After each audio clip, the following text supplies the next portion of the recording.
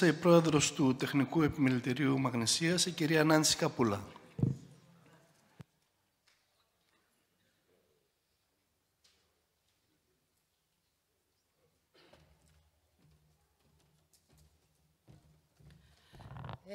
Κύριε Περιφερειάρχα, καταρχάς ευχαριστούμε για την πρόσκληση. Σήμερα έχουμε την χαρά, πραγματικά, μετά από πάρα πολύ καιρό στην πόλη μας, να γίνεται ένας γόνιμος, ένας διευρυμένος διάλογος και να μας δίνετε όλους ευκαιρία να μπορέσουμε να εκφράσουμε τις απόψεις μας. Λοιπόν, είμαστε εδώ πέρα προφανώς και ως Τεχνικό Επιμελητήριο, αλλά εκπροσωπώντας και μία ευρεία συνεργασία των επιστημονικών φορέων της Μαγνησίας, η οποία συμβαίνει τα τελευταία χρόνια, έχει γίνει πράξη και νομίζω ότι έχουμε καταφέρει να πάρουμε θέση από κοινού μαζί με τον Ιατρικό Σύλλογο, το Δικηγορικό Σύλλογο, το Γεωπονικό, τους Έλληνες χημικούς, τους φαρμακοποιούς μας, τους οδοντιάτρους. Όποιος επιστημονικός φορέας υπάρχει στη Μαγνησία, λοιπόν, είμαστε από κοινού και συζητάμε και επεξεργαζόμαστε αυτού του τύπου τα θέματα τα οποία αφορούν το κοινωνικό σύνολο. Καταρχάς, λοιπόν, να σας πω ξεκάθαρα, ως εκπρόσωπος του τεχνικού κόσμου, ως εκπρόσωπος του Τεχνικού Επιμελητηρίου, ότι η μελέτη περιβαλλοντικών επιπτώσεων, η οποία εξετάσαμε για το LNG, είναι μια μελέτη που για μας θα είναι πρωτοφανής. Παρά την εμπειρία μας, παρά το τόση χρόνια συμμετέχουμε σε διαβουλεύσεις από μελέτες περιβαλλοντικών επιπτώσεων, αυτό το κείμενο δεν μας είχε ξανατύχει, κύριε Περιφερειάρχα.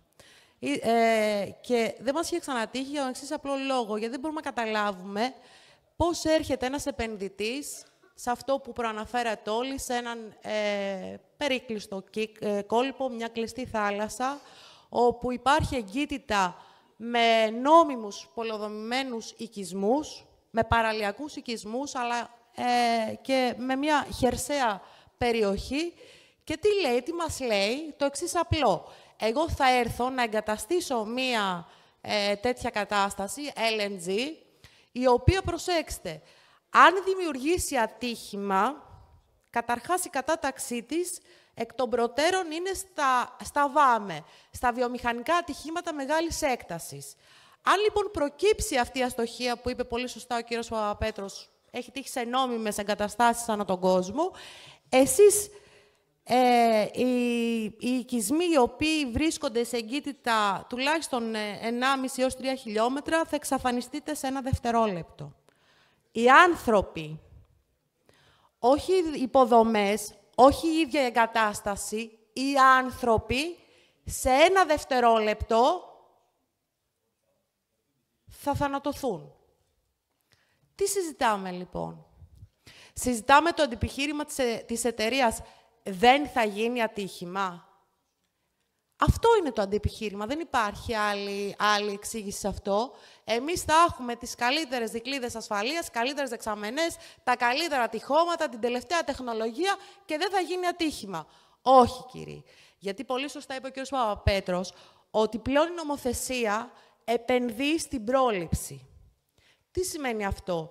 Σημαίνει ότι όταν είσαι η μονάδα LNG και μπορείς να δημιουργήσεις ΒΑΜΕ, δηλαδή βιομηχανικό ατύχημα μεγάλης έκτασης, θα πας σε απόσταση πέρα από αυτούς τους κύκλους που μπορεί να δημιουργήσουν πρόβλημα στην ανθρώπινη ζωή μη επανορθώσιμο.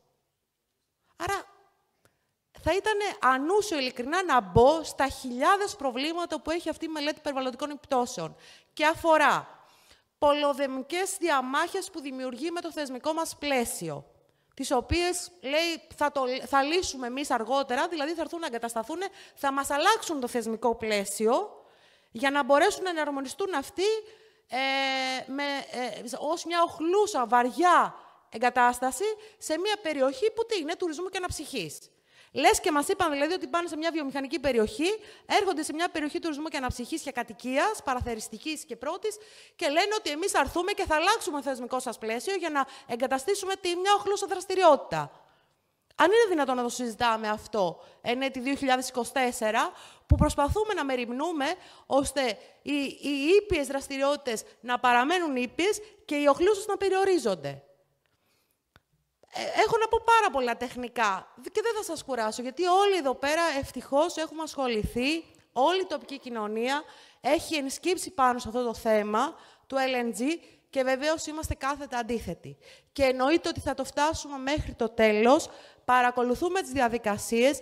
Είναι πολύ ευχάριστο το γεγονός ότι σήμερα βρισκόμαστε εδώ σε μια διευρυμένη σύσκεψη του Περιφερειακού Συμβουλίου, διότι πρέπει να βγει ηχηρά το μήνυμα ότι είμαστε αντίθετοι στο LNG και είμαστε αντίθετοι όχι γιατί είμαστε παρανοϊκοί, όχι γιατί είμαστε οπισθοδρομικοί, αλλά παρανοϊκοί είναι αυτοί που έρχονται να μας πούν ότι ξαφνικά μέσα στον κόλπο του Παγαστικού υπάρχει λογική, σκοπιμότητα, ωφέλεια μιας τέτοιας εγκατάστασης. Δεν υπάρχει λοιπόν ούτε ωφέλεια, ούτε σκοπιμότητα. Το μόνο που υπάρχει είναι επικινδυνότητα, τόσο για την ανθρώπινη ζωή, όσο και για το περιβάλλον. Και κλείνοντας θέλω να πω το εξής. Η Μαγνησία, όπως και η Θεσσαλία, έζησε έντονα πλημμυρικά φαινόμενα.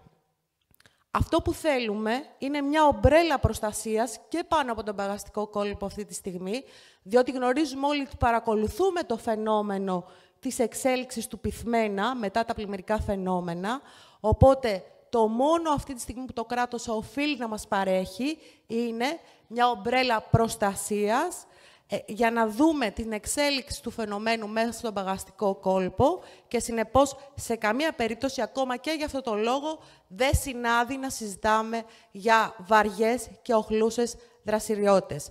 Μακριά λοιπόν από τη Μαγνησία, όλοι οι επιστημονικοί φορείς είμαστε ενάντια σε αυτό. Ευχαριστώ πολύ. Ευχαριστούμε την κυρία